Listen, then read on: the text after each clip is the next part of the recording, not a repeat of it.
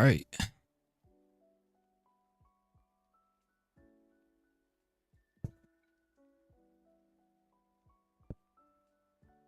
I just posted it. I'm gonna let a couple people get in here.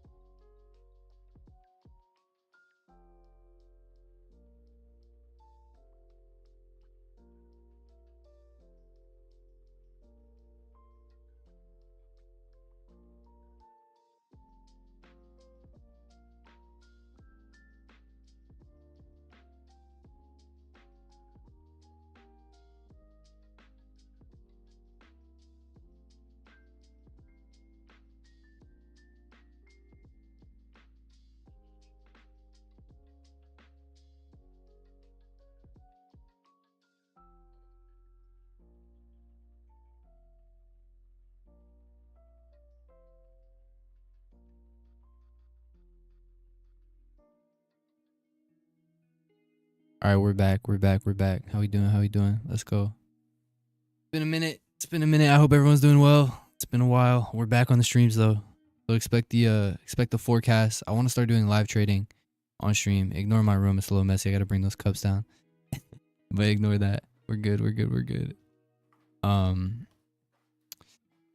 Yeah, expect new streams. I'm going to do more live trading, more weekly forecasts, more live streams in general. That's more so the content that I want to start doing now. And really today we're just going to kick it off with a weekly forecast because it's been a minute since we've done those. So you guys know the drill. For those of you that have watched a lot of the streams, we always start with the economic calendar. I'll get that dropped here onto the chart. We should be all good. Let me know if you guys have any issues, if the audio sounds bad, anything. I'll be able to fix that. From my understanding though, everything should be good. Bring to front.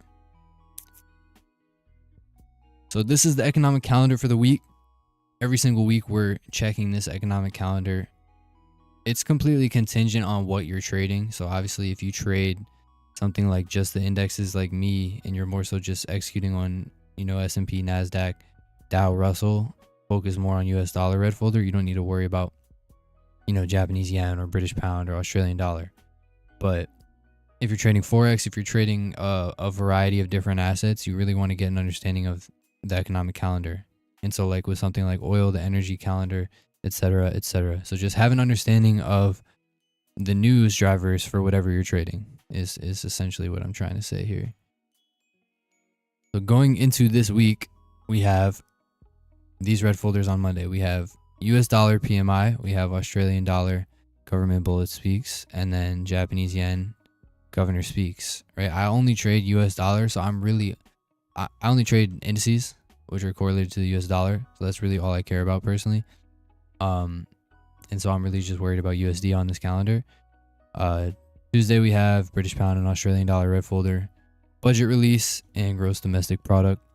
Wednesday we have, well, this is the first Friday of the month, so of course it's going to be an NFP week. Wednesday we have ADP non-farm employment change, and then ISM services PMI.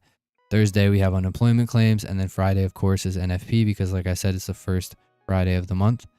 Every first Friday of every single month is NFP, non-farm payroll. So good amount of red folder NFP week, which tend to deliver a little bit weird historically, but we should be all right. We should be able to do just fine. There's a lot going on with the Israel-Iran conflict. There's a lot going on in general.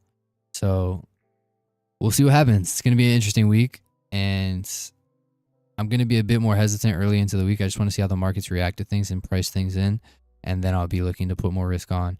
But once there's more volatility, once we get more trendy, I really want to start pushing more risk in the markets, because that's favorable to my model, right? My edge is really trend markets. So when we can start to get more trend out of these markets, I want to push risk. And recognition of that, and recognition of when to cut it back and to dial in the risk, is very, very important to understand. Let me look at the chat.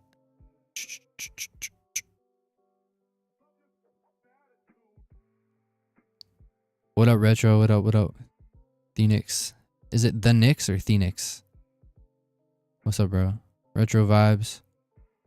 How's my mom doing? She's doing well, man. She's doing better. She ended up getting pacemaker surgery, and she's been doing good. She had some issues with, I guess, her leg and her foot, like nerve issues, but I think she's doing well. I'm just happy that the heart thing is doing good.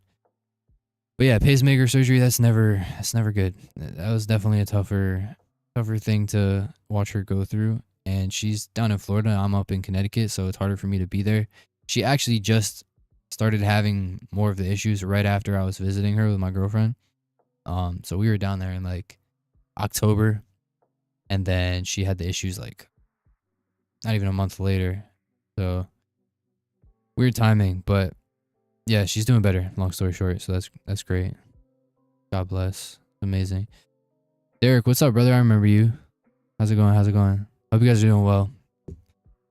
Welcome back, guys. Welcome back to the stream. I want to get this thing going again this year. Like, I want to start live trading daily, every single day through New York session. I think that would be sick. I think that would be very, very cool.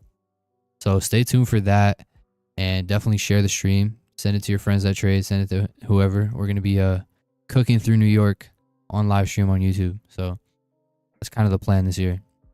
But yeah, so we talked about the economic calendar. A lot of you probably have seen a lot of sell-off on the dollar. US dollar has been selling off quite a lot in the recent couple weeks. We went up a little bit last week, but looks like we bounced off these lows right here, and then we're getting a bit of a retracement. Monthly, we have that gap above, and then if you just mark out, there's previous month high. There's the recent swing high. Drop into the weekly. Yeah, so we're coming off this major sell-side low. Retracement made sense here. And now we're kind of just consolidating within this weekly gap. So I wouldn't be interested in seeing higher dollar to these highs until we really invalidate this gap and close above and start to create structure above that gap. What we're likely doing right now is just consolidating to potentially go lower, but I guess we'll just have to see here.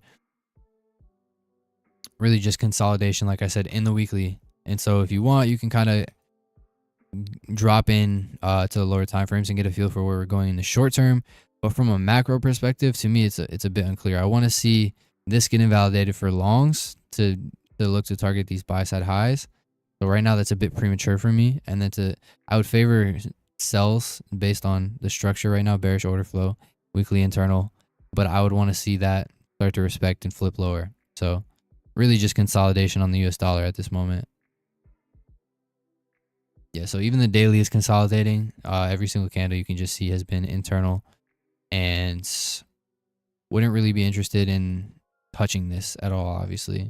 We just have a consolidating US dollar, which we could likely see some nice movement on very soon. So just keep an eye on that. To me, this is more of a hands-off range. Wait and see what we do out of this range. I would prefer lower dollar again. Just, you know, submitting to the order flow, right? We always want to submit to the higher time frame, monthly, weekly, daily order flow. To me, the monthly and the weekly are both bullish, although we are in that extended period of consolidation on the weekly.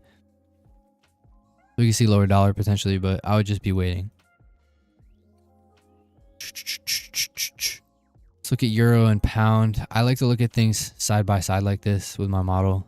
Just gives me a good grasp of, it almost feels like it gives me more color to the picture. So that's always nice, and a nice way of doing it. What up, Isaiah? We gotta do our Bible study later. It's then-ix. Oh, calisthenics. Oh, got you. Yeah, I didn't put that together. I'm not gonna lie, brother. My phone was right in the camera. I did not put that together. Calisthenics. I got you. So we took out monthly buy side highs on euro and pound, as you can see. That was a major area we talked about in the Discord about potentially reversal from weekly into the internal right here. Again, with a consolidating US dollar, we're likely to see consolidating majors as well. And so we're seeing euro and pound a bit less consolidative the week prior to last week, but yeah, just chopped this last week. Daily bearish order flow. So they've been moving lower a little bit. Yeah, this is interesting. I have not been in tune with Forex with any of the foreign exchange markets at all. Like, just at all. I've barely been looking at them, so keep that in mind. Oh, this is a monthly gap. We have the monthly gap. We're coming off the buy side, trading into the weekly internal here, closing below, right? So pound actually looks a bit weaker than euro here based on this close through, right? Just essentially looking at that close through the gap, you can see that large bearish weekly candle closing through the internal, whereas euro is kind of still holding within. So this is completely contingent on what dollar does. If we start to see a lot lower dollar, we'll likely see euro and pound push back up. But if we actually see dollar invalidate this area here and then go reach for buy side targets, then we'll likely continue to see lower euro and pound. So in the event of shorts, I would prefer pound based on this weekly, based on these closes, and then euro. But of course, relative strength, relative weakness can always change. So keep that in mind. But yeah, so we're closing below on the pound. On the euro, we're holding within, more just consolidative. But daily, weekly order flow. The daily order flow is bearish. The weekly is, I would consider, still bullish within this gap. And then monthly order flow, of course, bullish. So interesting. This would be very, like I said, contingent on what the dollar wants to do. We'll look at bonds for fun. We'll just look at ZB. Bonds are pushing up. Haven't took out this buy side target yet. We have this next buy side high as well. Short term draw would be these highs right here. Go ahead and get rid of that. Yeah, bonds are pushing. Interesting. Bonds and metals are usually that risk off sentiment, right? So when people are fearful in the market, when they're less bullish on equities, when they're less bullish on the S&P, the NASDAQ, money starts to rotate out of the S&P and the NASDAQ and the index markets, and it starts to rotate into things like metal, which are a safe haven, into things like bonds. So that's that risk off sentiment in the markets you're seeing. We've also seen like a historic run on metals, right? So pretty interesting stuff. Very interesting stuff when you put it all together, right? You can kind of piece the puzzle together in a sense of, we had pretty weak dollar in the past, right? We saw a good amount of sell-off. If you look right here, pretty weak dollar kind of propping up the S&P and the NASDAQ. We had mid and small caps kind of outperforming large caps, like the Nvidias, the Microsofts, all of those are getting outperformed by mid and small caps. And then you go and you see metals and bonds, and we're getting bullish metals and bonds, which are more risk-off sentiment. So it's interesting, and that's the beauty of kind of looking at things through a inner market lenses. They're all related, and you can kind of paint that picture and build that narrative around where the money's flowing. That's something I want to get better at in my trading as well. It's just understanding the flow of money and where we're rotating. And yeah, it's like, it's just the fundamental rule of money, right? Money in hedge funds, institutions, all the big players, they're going to put their money where it's treated best, right? So it's important to watch those things. You can get a feel for why things are looking the way they are on the chart. Bro, show your dog. My dog's downstairs. I actually have two now. We have two Goldens. They're so cute. He's got quite bigger. Yeah, he's like 7.5 months, I think. Cam's here like the old days. What's up, SRP? What's up, bro? About time I switched to futures. Yeah, man. A year is crazy. I'm gonna be completely blunt and honest with you, brother. A year is crazy. Too much time on the eval. Can't be spending a year on the eval. But yeah, futures are the way, bro. I really like futures. If I had to rank what I like the most, I would say futures, then stocks. Then you could put CFDs if you want, but the spreads and all that is just too much. Way too much.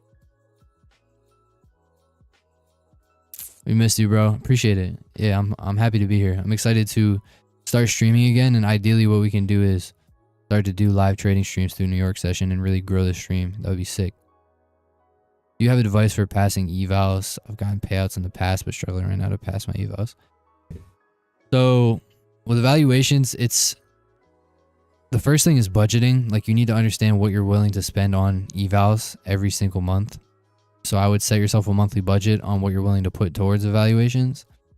And then from there, it's about understanding what your risk tolerance is. Are you okay with losing this evaluation in X amount of time? Or do you, like, there's basically different approaches to risk in passing evals that you can have. And so it really depends on the person. If you want to just pass as quickly as possible, you obviously push risk. You have a much more higher likelihood and chance of blowing evals. But like to be very blunt and honest, where I'm at, I'm not going to, where I'm at with funding, evaluations, everything, I'm not going to waste time on an evaluation. I don't want to, right? I don't want to spend time creating an evaluation that really has no benefit other than getting me to the funded stage. I know I can pass an evaluation. I'm not worried about trading an eval for a year and worrying about minimizing drawdown, all of those things. So I'm not treating an evaluation like I would have funded, and I'm not treating an evaluation like I would have personal. I'm pushing risk on my evaluations, and I'm either passing or failing within that month. So I tend to go much more aggressive on my evaluations. Obviously, that depends on your budget. It depends on where you're at with your trading. I know my skill set. I know I don't need to prove to anyone or myself that I can pass evaluations. I know I can do it. Right? So I'm pushing risk. I'm trying to pass as quickly as possible, and I'm trying to reach payouts on the funded stage. But tips for passing it, I would say it's all through. Of course, you need an edge, and then next is really just risk management, because risk management itself is an edge. And if you wanted to, if you really wanted to, you could never fail your evaluation through risk management. You just have to make sure that you're sizing the right way. So it really depends on where you're at, and it depends on your goals. But I don't know. Hopefully that answered your question. Swing trading over everything. Swing trading is definitely forgiving, and it can definitely work well. I agree. Apex is releasing a new plan. I saw they're bringing on like some of the bigger payout people onto live trading, like Kane and JadeCat. Appreciate your content to the community. Since I keep watching your videos, my trading changed. I love that. That's great, man. Those are the best comments to see. But yeah, so bonds have obviously been extremely bullish. We're looking at this buy side target, and then from there we want to gauge whether we have a reaction off this high or not. And that would really be giving us our bias from there. Is, do we close through this buy side target? If that's the case and we fall through above it, we're looking at the next one right here. And if we actually respect this and wick back lower, then we will look for a short-term retracement to ultimately continue higher. So it's just understanding that order pairing logic, right? Smart money wants to buy low and sell high. People that are net long down here, banks, institutions, smart money, they're going to pair their orders at these highs. They need willing buyers and sellers on the opposing side of their market orders, right? Whether it's market, whatever, they have orders resting to buy and sell at specific areas, right? Where they know they have willing buyers and sellers on the other side of the market. So net long is going to pair their orders up here, buy low, sell high, right? So that is really the logic behind how we view price.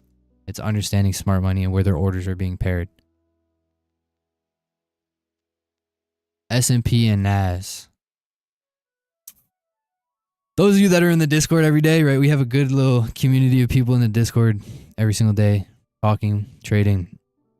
We've been complaining constantly about how bad the market conditions have been on the index, bro, can't speak. On the index markets, the indices. Damn. Just fumbled over the same word twice. Weekly consolidating, monthly consolidating. The last 4 months have been range, right? So if you look at October until now, October until now has been straight range. There's no other way to put it.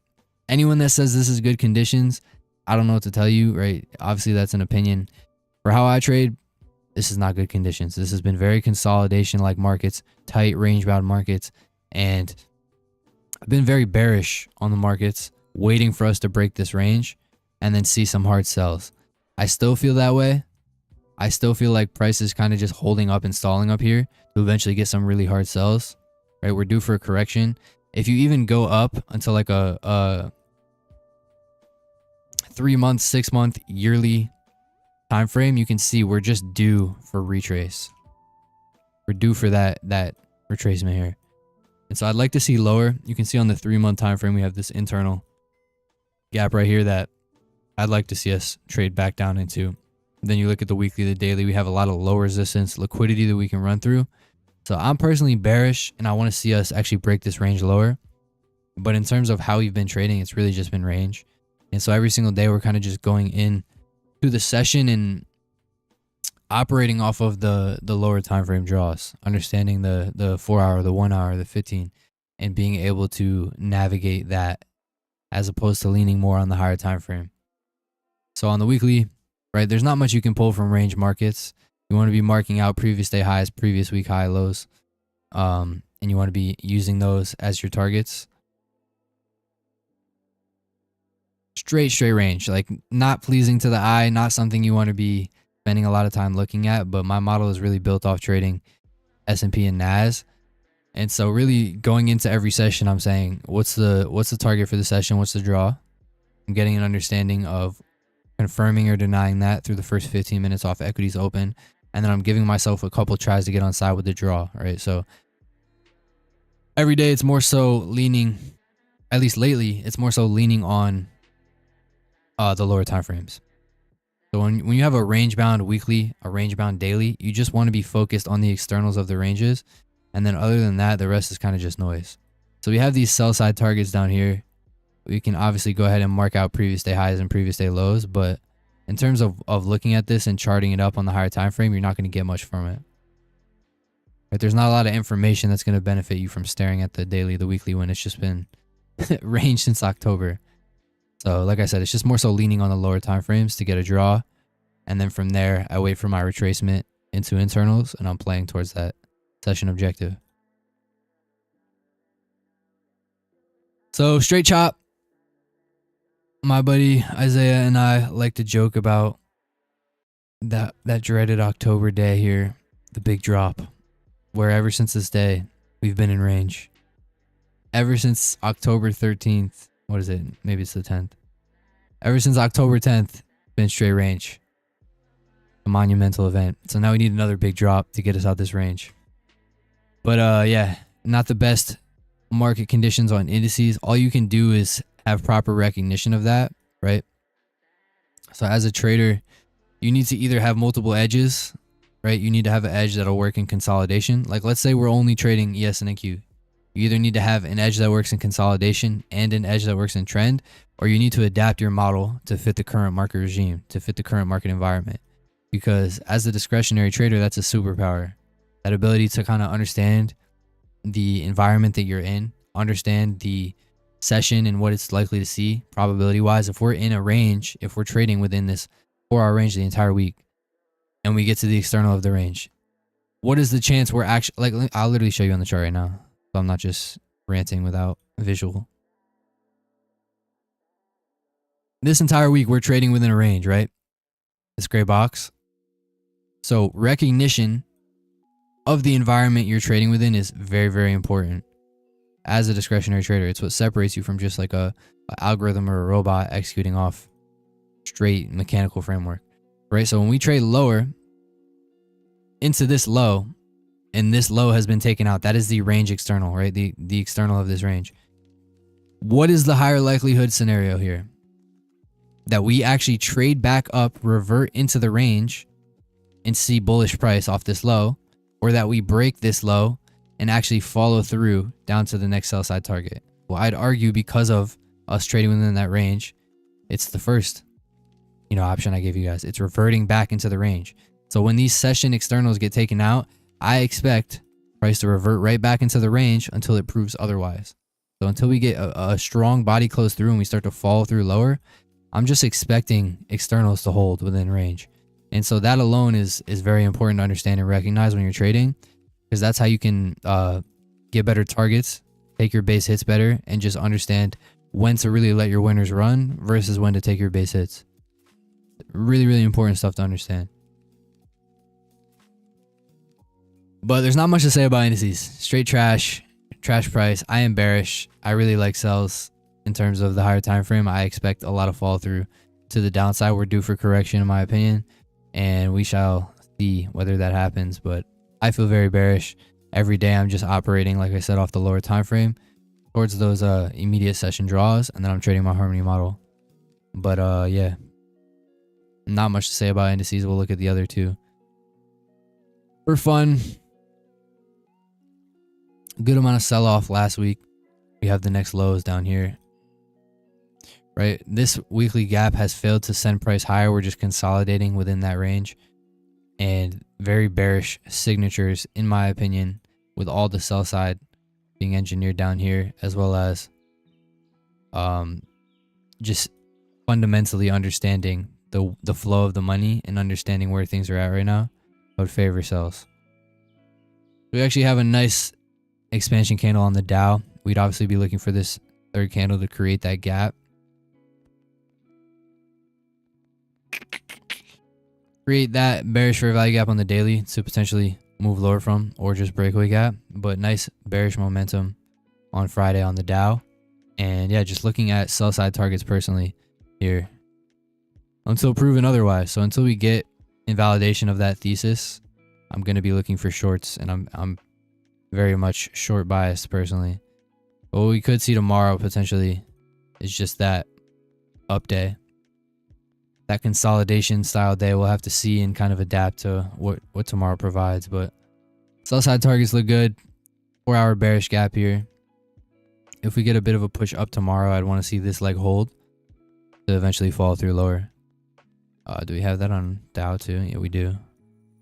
So I'd like to see this 4-hour gap hold and then eventually push us lower. Gold and silver, right? So this is what I'm talking about. When you look out on the higher time frames, you understand flow of money better. So we've had a very bearish US dollar. We've had indices kind of just consolidating at highs. Like large caps have actually made a good amount of correction lower, but indices themselves have been propped up, in my opinion, by the weak dollar. And then we have gold and silver, which are mainly gold, but gold and metals in general are like safe haven assets. When we have risk off sentiment, people aren't bullish on the indices. We're going to see that money flow into metals. So it's kind of painting a picture around the sentiment around the markets. Beautiful monthly internal retest on silver, and then we're falling through higher. Gold didn't actually retrace any gap, but silver was textbook beautiful. We have that SMT off the lows right here on the monthly. So monthly internal tag, bullish SMT. Gold and silver look extremely, extremely bullish. I'm very bullish on metals. Bearish on the indices, bullish on the metals. I would like to see this fall through. This looks pretty trendy and expansive. Metals look good going to the next week. Metals look very good. We're seeing nice fall through. Again, that was textbook daily internal tag. Then the SMT. I can't tell if it took out that low or not. 85.255. 85.210. So it looks like we did have a very, we got to zoom in for it, but we did actually SMT off the internal on silver as well. So nice signatures there to frame your session bias every single day with that daily understanding. Yeah, metals look great. Very bullish on metals. Metals look good. They look trendy. They look like they're willing to go. You'd obviously want to see this level here hold. I'd actually take this wick. This is our area for value where if we're going to go higher, I'd want to see it do so from here. We have the gap as well. 4-hour time frame, want to see that hold. Bullish on metals.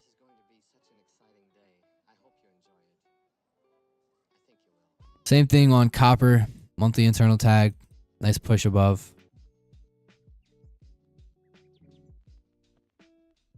Get caught up on the chat. EOD accounts, what's your sign that the market is shifting out of this consolidation on the daily? Just a break of that range. Ultimately seeing that range break is what's going to give me that confirmation that we actually want to move out of this range. Until we do that, I'm more so just expecting price to revert back into range when we take our range externals, like I talked about before. So until we really see body closes through, that'll look like strong body candles on the 4-hour. Obviously, you can wait for a whole daily candle like this. But I think that's something people fail to understand, or they just took from people saying that. Like, it's actually a good thing for me to talk about a little bit. Right, so a lot of people will be like, oh, I'm not going to be bearish off this gap or bearish off this low until we have a daily close through it. But by the time you have that daily close through it, you just missed a whole opportunity to trade that expansion on the daily, right? So if we see follow through on the lower time frame through that low, like for example, seeing the 4-hour and the 1-hour expand through it, what is that telling you? It's telling you the daily is doing the same thing. And so we can ultimately, like if we were to see a 1-hour or 4-hour candle trade through that hard, we can look to play continuation to the next low through that. So I don't necessarily believe in having to wait for a whole daily candle to confirm we're breaking a range, but that's the signature you want to see, and you want to see the lower time frames confirming that. But because we're in that range, I'm expecting range externals to hold and revert back. So it's kind of like guilty until proven innocent. It's like every range is guilty of reverting back into the range until it proves it's innocent and breaks out the external, if that makes sense. That's how I view it, at least. How I see things. And it works well in my opinion. So until we break the range, I'm treating it like a range environment. And then once we get that break out the range, boom, light bulb goes off. It's trend time. You look to let those winners run. And trending conditions are generally a lot better for the model. So we have this swing high. We have that swing high. We have this swing high that we actually recently just took out. We have a large body closing above that buy side objective here. And so we can see on crude oil, in my opinion, we have more buy side objectives left to go. And then you look at HO here, right? Harbor Oil, you can see that bullish momentum through the highs, which makes me want to see these get tagged. And so daily wise, we don't have gaps through, but oil has been making a move, which is nice to see. For those that trade oil, this looks like it's ready to keep going. Daily internal tag, follow through higher. Fix that. So I'm looking at buy side objectives. Harbor Oil is not slowing down. This looks like it wants to continue higher. I'm bullish on oil as well. You can look at Brent. Or sorry, this is RBOB. RBOB, gasoline. Just refined oil.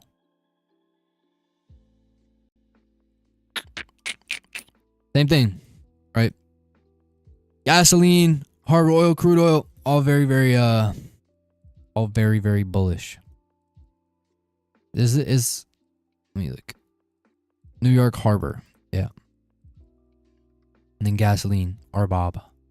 Very, very bullish. Weekly as well. Yeah, oil has been making a move.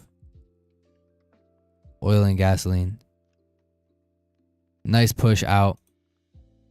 Daily as well. We don't have a new daily gap, but this looks very bullish. I would be bullish bias, looking for longs off the retracement. So when we trade into 4-hour internals like here, when we trade into 1-hour internals, of course keeping them in context of the higher time frame, but you're expecting those to fall through because we're looking at buy side targets. So you have a buy side daily bias, a bullish daily bias. You're expecting 4-hour, 1-hour internals.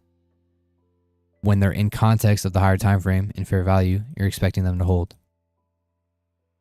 A lot of people are naive to fair value gaps. Why aren't my fair value gaps holding? Why does every fair value gap I take fail? Well, you're not using them in context of the higher time frame. You're not understanding price and fair value from the top down. So when price is offered fair value from the top down, that's when you can start to look at that time frame's gap as holding, right? So from the daily, we don't have any gaps. we could potentially create a new daily gap, and then I would look for that to want to hold. So understanding things from the top down in context of each other is very, very important to paint that full picture. Otherwise, you're going to be longing or selling gaps that aren't likely to hold because the draw is allowing price to kind of just slice right through them. A lot of people don't understand that, and they say fair value gaps don't work. Well, it's because you don't understand the nuances around them. And that sounds rude, but that's the truth. So monthly sell side taken out on Bitcoin, we can see took out major sell side lows. I believe on the higher time frame there was like a nice internal, I think it was the yearly chart. We're getting a large close through. Yeah, we have this large gap on the yearly trading into the area for value. If Bitcoin was gonna start seeing a bit of a pump back up, I would want to see it do so from here. So if we're gonna start to see this get bought back up, I would want to see it be around now. Why? Because we just took out that major monthly low, and we also traded into that yearly area of fair value. So I would be expecting retracement here. I know people will look at me like I'm crazy. Every single monthly candle bearish, but in terms of where I would expect a potential bounce and retrace, now would be the time. So Ethereum could see SMT off these lows. You'd obviously want to confirm that through price. So if we just slice back down through that daily gap here, not a good signature to continue seeing retracement. And so these theses, they can be validated or invalidated by price. You just have to flow. You can't marry a bias. You can't marry an idea. You just let price either validate or invalidate it, right? So if X happens, then Y. Very, very important things to understand. I'm not marrying my ideas. I'm not marrying my biases. All biases, all narratives are subject to change with more information. So it's just more so looking at price through an objective lens and reacting. That's the biggest thing. Very, very key. Looks like we didn't tag that weekly internal, and then we SMT'd here. Well, we didn't technically SMT because we didn't take out this high, actually. It would have been a nice SMT. But yeah, this is an area where I could see it goes right back to that order pairing logic we talked about earlier in the stream. Net short, where they want to pair their shorts at these lows, right? So they could be pairing shorts here, covering, and then we see that nice retracement back up, that bullish momentum where buyers step in. Day trading or scalping isn't humane. You can't tolerate your mistakes. So trading isn't like that. I mean, I'm gonna have to disagree with you, just because I think whether you're swing trading, whether you're day trading, whether you're scalping, you have to manage your emotions. Those emotions are going to be there, whether it's executing on the daily, on the weekly, on the monthly, it's still going to be there. Now you could argue you feel like it's easier for you to manage those things with swing trading. I completely can agree with that, right? But whether it's scalping, intraday, swinging, investing, you have to manage your emotions. You have to be able to look at price, like I said previously, through an objective lens, and ultimately risk management is a shield. But we're all just one bad decision, one tilt, one over risk, one FOMO away from losing our accounts. And the more you and deeper you understand that, the better, because a lot of people think they're one trade away from being rich, but in reality you're one trade away from being broke. Right? So you need to be on defense. It's defense before offense. Yo, what up, bro? Hope you're doing well, man. How do you use 5-minute for entries in structure? I love the 5-minute for entries. It's very, very funny because I went full circle with that. Early in my career, like trading, I really was a 5-minute trader and I loved it. But I was still finding profitability. I'm talking 2019, 2020. I wasn't profitable yet. And so I was trying to figure things out using the 5-minute. I knew I liked it because it felt like a good blend of things, but I wasn't profitable yet. I started to pivot, went more towards 1 minute, began to find like actual consistency through trading. And it wasn't, I would argue it wasn't because of the 1 minute. It was just because of everything else I was doing and just refining in general. And then now I've actually came kind of full circle, and a lot of my trades are more so structured on the 5-minute. I still use the 1 minute. My entries are all 5-minute and 1 minute now though. So intraday trading, and I'm more so just figuring out what's the direction of the daily candle and how can I trade in that direction. Whereas in the past on the 1 minute, it was like, what's the short-term objective and how can I trade to it? So now it's just about getting on side with the daily objectives. But how do you use the 5-minute entries for structure? I try to do 15-minute IRL and ERL and drop a time frame, but I miss a lot. Right. Yep. So exactly what you just described is something I experienced in the past as well. And so you have to be able to pick your poison with 15-minute gaps. If you're demanding 15-minute gaps to get tagged every day, you're going to see a lot of breakaway gaps and you're going to miss moves because the 5-minute will just hold and the 15-minute will bag. And so what you can do, you have two options. Let me see if I can find an example. I talked about this in the Discord. If you're not on my Discord, I highly recommend joining. I don't know if you're in there or not, but you should hop in the main chat, ask questions. We're in there every single day. I'm answering questions. I'm trading with them.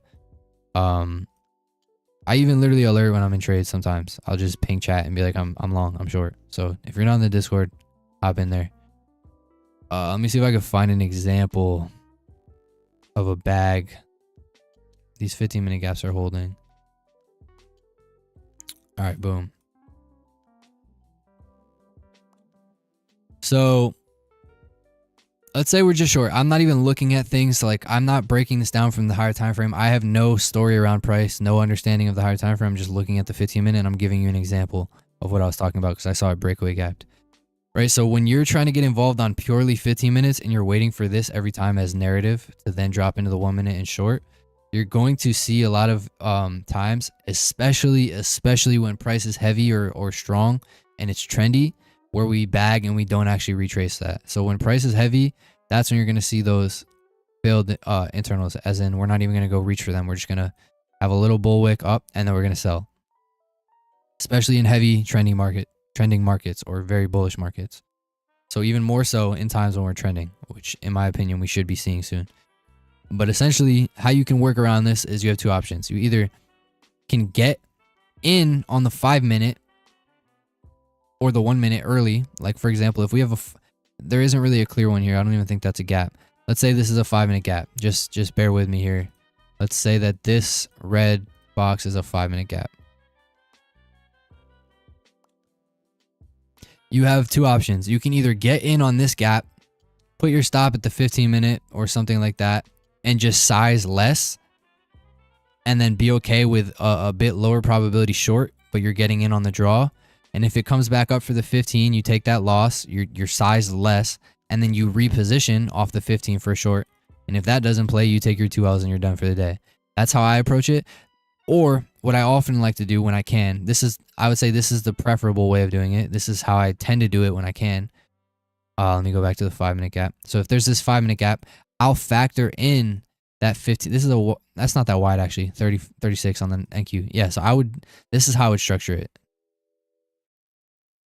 If I had a 5-minute gap here, I want to make sure I'm getting in. I think price is heavy. It might not retrace the gap. I will factor that 15-minute gap into my short, into the stop loss. So now I'm effectively covering that 15-minute gap. And I have a wider stop, yes, but I'm getting in guaranteed at an area where I believe price can just sell. That 15-minute gap retracement is not guaranteed, like I said, especially when price is heavy. And obviously this is hindsight because we saw it was a breakaway gap. But we would be in on this move that doesn't retrace the 15, and now I just need these Asia lows. I would have been moving my stop BE, but you get the point, right? So these Asia lows would be the target. I only need to see that for 2R. I have no idea what this does. I probably would have got taken out BE on this, most likely. But that is the logic, right? So you either, one, take it on half size on the 5-minute and you put your stop at the 15. Or you size accordingly based on factoring the 15-minute into it, right? So you could take something full risk here, cover the 15-minute gap, and then you're looking for the lows. But that's essentially the logic around how you would get in on 15-minute gaps and not be missing every single move. So that was a refinement I made to my model. Hopefully there was some sauce there. Gold will not give pullback. It's open with a big gap. Yeah, right. So gold's an example of a very, very bullish asset right now. So those are the candidates, I guess you could say, for seeing more 15-minute bags. When is the range broken? Oh, we just talked about that a little bit before. It's about reading the candles. So you need to understand candlestick behavior. You need to understand respect and disrespect. If this is a major level, let's just say this is our range high. All right, if we have a range,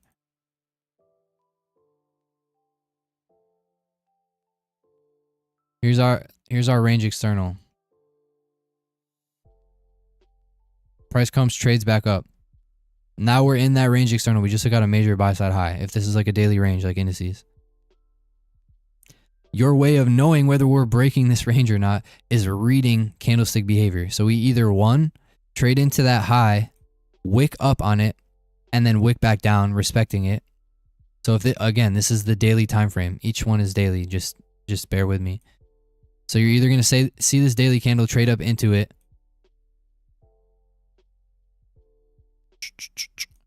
You're gonna see this daily candle trade up into it, wick up. I can't get the line in the middle for whatever reason. Yeah, I don't know. Just assume this line is the wick of the candle. It's a candlestick. Here, we'll do it like that, so it's more visually pleasing. There we go. This candle is either going to come back up into this high, wick down, respect. This is a wick of respect, indicating we're respecting this buy side. Now sellers are stepping in. And when you see this type of daily candle, that is a very bearish signal, and you would be expecting price to revert back into the range because we're consolidating. So how we would view this and how we would confirm this is occurring is by dropping into the lower time frame, right? So we would drop into the 1 hour, the 4 hour, the 15, and we'd view price through that lower time frame lens and see if we're flipping the bearish price action. Because if we trade into that high, then we're ultimately going to see the lower time frame revert back into range as well, and we're going to see bearish order flow. So let me give you an example really quick. Daily's in a range here. We have previous day high right here.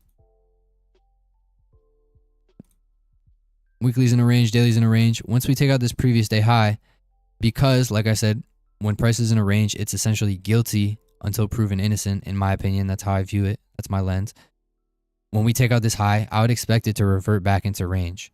But for me to see that and actually know whether it's occurring or not, I'm dropping into the 1 hour order flow. I'm dropping into the 4 hour, the 15, and I'm viewing price when it reacts off that level. So let's just see when it gets there. Okay, boom, we take it out.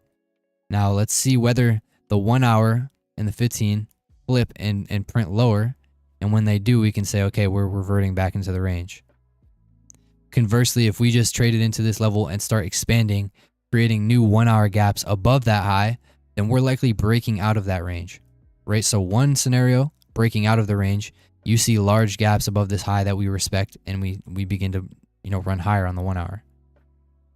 The other scenario is we actually flip to bearish price action. We invalidate this gap and we revert back lower into the range. Well, we consolidate, boom, flip the gap. So what does this tell you right now? It tells you that the daily is now respecting that range external. So that's how we use everything in tandem with each other, in context with each other. This is the way you view price. It's fractal. Like I'm not holding anything back right now. I'm trying my best to answer your guys' questions to the best of my ability. So I hope you guys can appreciate it. That's the best way you can understand ranges are broken or not. Hopefully that helped. What's your view on both EU and GU? I talked about it a little bit before. If you want to scroll back on the stream, I talked about it. It's really contingent on dollar. Like I said, dollar's in a range. Dollar's straight consolidation on the weekly and daily. It really depends on what dollar wants to do. To me, it's a bit unclear what dollar wants to do from this range. We're kind of just consolidating within this weekly gap, coming off those major sell side lows. So I would really just be waiting right now. Ultimately, dollar's been pretty weak, but we're coming off major lows, and I would just need more information around that. That would give me my direction on EU and GU, since they're directly correlated. They're inversely correlated to dollar. Been a year in evaluation because I never back tested. It's like I've been forward testing. Hey, if you never back tested, you don't have your edge yet, that's valid. Like, I understand. If you're still figuring out your edge and your model, then I can understand why you're spending so much time on eval, because to you it's kind of just like demo. Like, you're just figuring it out in demo. So I understand that perspective. It makes more sense. You got to just find your edge though. I would back test, find your edge, look at people that actually make money. Don't look at people that pretend to, right? Go look at who really, is who they say they are, who goes and trades and executes on their analysis, that does it consistently, and then reverse engineer that. It's the same thing I've done. Right? So I've looked at people that are successful. I've looked at what resonates with me, And I've just put in a ton of time looking at New York from basically 9 a.m. till 4 p.m. Not every day, but every single day I've been there from 9:30 until at least 12. So it's been about 4 hours of price every single day through the weekdays. Can you go into detail about using gaps in context? Even if the draw is there, sometimes gaps will be disrespected to offer price. So that like what's the word I'm looking for? That kind of personality trait is more so something for consolidation. You're gonna see more internals fail and dig deeper into gaps, and then we ultimately just go towards your draw. And so that's what makes trading internals within range much more difficult and lower probability. So that's why like my model Harmony right now, which is a trend model, is lower probability through the consolidation. So the last 4 months have been straight range, and we've seen more internals fail. So my win rate has been lower. It's been about 50%. It's generally higher than that, right? But the last 3-4 months has been about a 50% win rate, and we're seeing more internals fail. So that tendency is it's more so something that occurs in consolidation versus trend. You don't really see that, but using gaps in context, in my opinion, what's more important than trading within a context is trading within a draw. And so what I mean by that is understanding price from the top down and where it's trying to go, because that's going to tell you what's going to hold and what's not. So as I've gotten better at trading, like I'm less worried about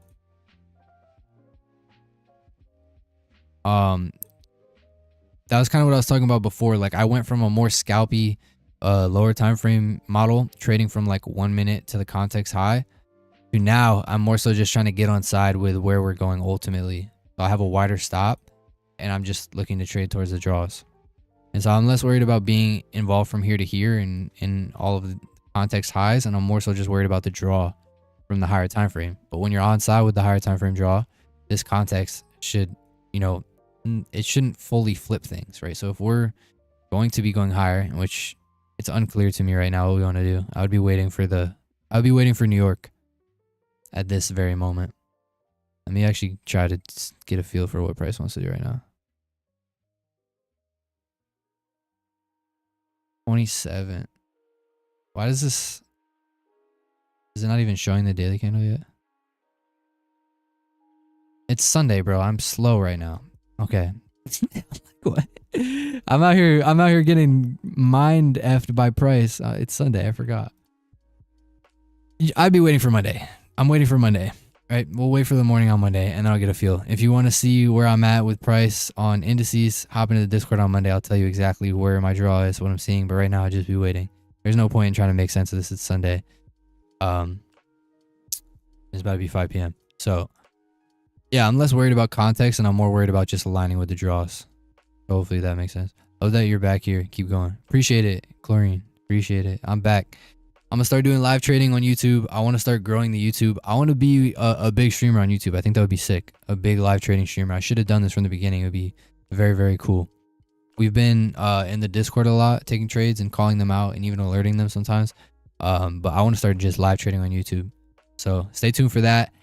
I want to do some new long form content as well and just get back into it. So definitely stay on the lookout and expect a lot this year. I think we're going to get trend markets soon. I think we're going to get better markets in general, right? We're not just going to, I would hope we're not just going to stay in a range for another 3 months after consolidating for 4. I mean, this is the worst consistent market condition I've seen in basically all of my career. Like I said, I started trading around 2019 with like options and all of those things. 2020, 2021, I started taking more serious, but all that to say, this is the worst markets I've seen in a while. So just got to give it time, give it its patience to break out the range, be more selective, manage your risk well, and survive. Live to trade another day. Because when we get that nice trend, that nice sell, we're going to see some good speed. We're going to see some big R trades and a lot of fall through.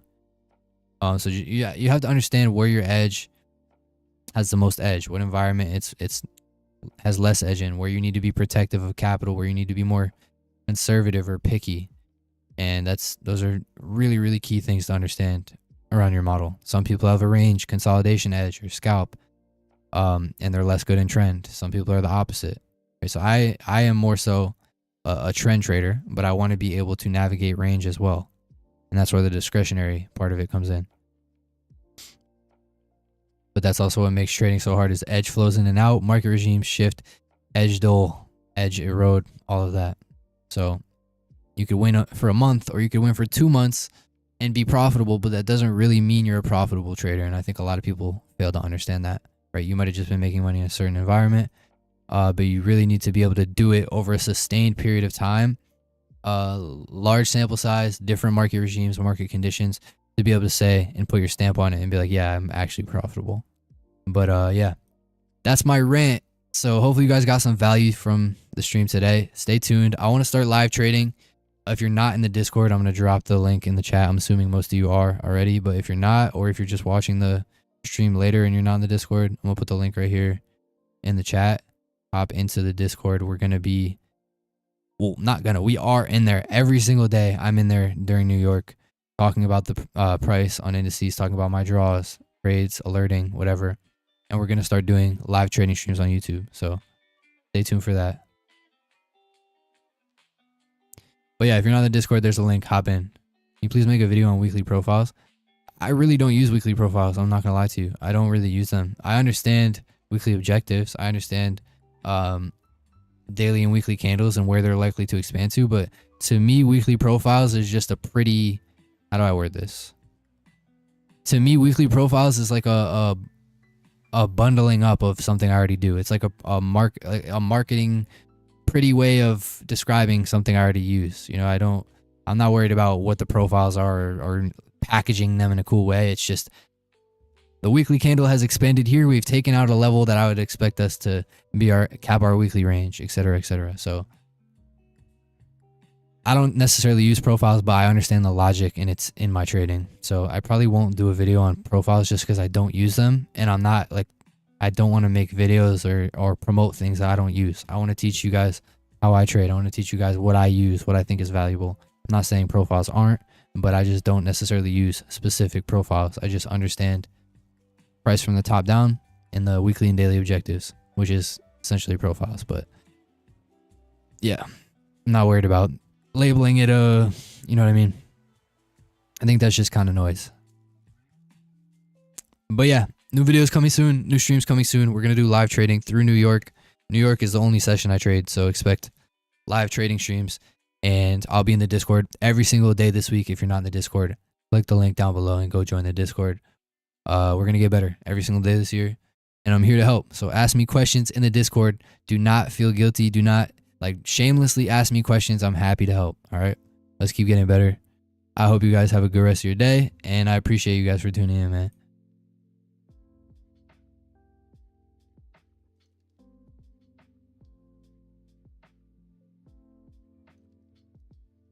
I don't know if my stream ended. Did it end? If it didn't, oh well.